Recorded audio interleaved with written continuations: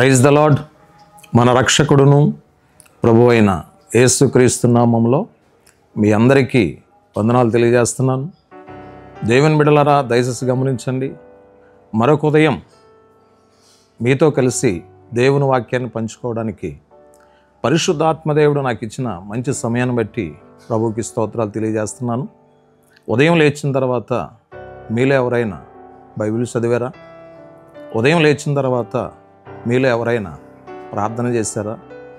మీ అనుదిన జీవితంలో పనులు ప్రారంభిస్తున్నారా? అలా చేయకండి. ఉదయం లేచిన తర్వాత ప్రార్థించండి, బైబిల్ చదవండి, తప్పక దేవుడు దీవిస్తాడు. ఈరోజు మీతో కొద్ది నిమిషాలు దేవుని వాక్యాన్ని పంచుకోవాలని ఆశపడుతున్నాను. న్యాయాధిపతుల గ్రంథము నుండి 6వ అధ్యాయం 7వ వచనాన్ని ఒకసారి నేను చదువుతాను, దయచేసి వినండి. మిద్యానీయుల వాళ్ళని బాధను బట్టి ఇశ్రాయేలీయులు యెహోవాకు మొరపెట్టగా. చిన్న ప్రార్థన. మహాపరిశుద్ధుడైన తండ్రి, మీ పరిశుద్ధమైన నామానికి స్తోత్రాలు. చదవబడిన వాక్యం మీద మీ కనుదృష్టి ఉంచి నాలో మీరుండి మా బిడ్డలందరితో మాట్లాడమని యేసు నామములో ప్రార్థిస్తున్నాం తండ్రి, ఆమేన్. దేవుని బిడ్డలారా, దయచేసి గమనించండి.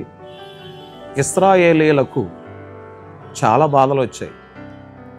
ఎవరిని బట్టండి బాధలు అంటే, శత్రువులైనటువంటి మిద్యానీయులను బట్టి చాలా బాధలు వచ్చాయి. ఈరోజు వాక్యం వింటున్న సహోదరి సహోదరుడా, నీకును కొన్ని బాధలు వస్తున్నాయి, నీకును కొన్ని ఇబ్బందులు వస్తున్నాయి. ఎవరి ద్వారా ఆ ఇబ్బందులు వస్తున్నాయో నీకు తెలుసు. వాతావరణం ద్వారానా, మనుషుల ద్వారానా, అధికారుల ద్వారానా, బంధువుల ద్వారానా, రక్త సంబంధుల ద్వారానా, స్నేహితుల ద్వారానా, ఎవరి ద్వారా నీకు బాధలు వస్తున్నాయి? నీకు ఎవరి ద్వారా బాధలు వచ్చినప్పటికీ దేవుని సన్నిధిలో ఇశ్రాయేలీల వలె మొరపెట్టడం ప్రారంభించి. ఏంటి ఇశ్రాయేలుకు వచ్చినటువంటి బాధలు? దేవుని వాక్యంలో మనం చదువుకుందాం. న్యాయాధిపతుల గ్రంథం 6వ అధ్యాయం 4వ వచనాన్ని ఒకసారి మనం జ్ఞాపకం చేసుకుందాం. వారి ఎదుట దిగి గాజాకు పోవునంత దూరము భూమి పంటను పాడి చేసి ఒక గొర్రె ఎద్దును గాని గాడిదను గాని జీవన సాధనమైన మరి దేనిని గాని ఇశ్రాయేలీలకు ఉండనీయలేదు. చూసారా, మిద్యానీయులు ఎంత బాధ పెడుతున్నారో ఇశ్రాయేలీలను. ఎందుకు? ఇశ్రాయేలులు ఆశీర్వదించబడుట మిద్యానీయులకి ఇష్టం లేదు.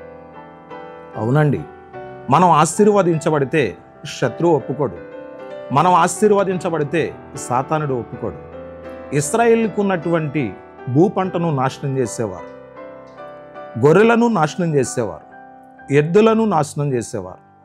జీవన సాధన సంబంధమైన ప్రతిదానిని కూడా ఇశ్రాయేలుకున్న వాటిని మిద్యానీయులు నాశనం చేసేసేవారు. నాశనం చేయబడుతున్నటువంటి ఇశ్రాయేలీలు ఏం చేయాలో తెలియక దేవుని దగ్గరికి వెళ్ళి మొరపెడుతున్నారు.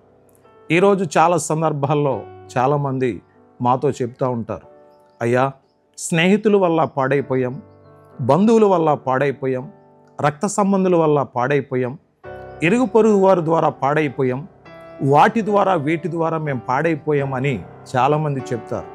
నీవు ఎవరి ద్వారా పాడైపోయినప్పటికీ ఒక విషయం మాత్రం గమనించు. ఇశ్రాయేలీయులు పాడైపోతున్నారు, ఇశ్రాయేలీయులు నశించిపోతున్నారు, ఇశ్రాయేలీయులు నాశనం అయిపోతున్నారు.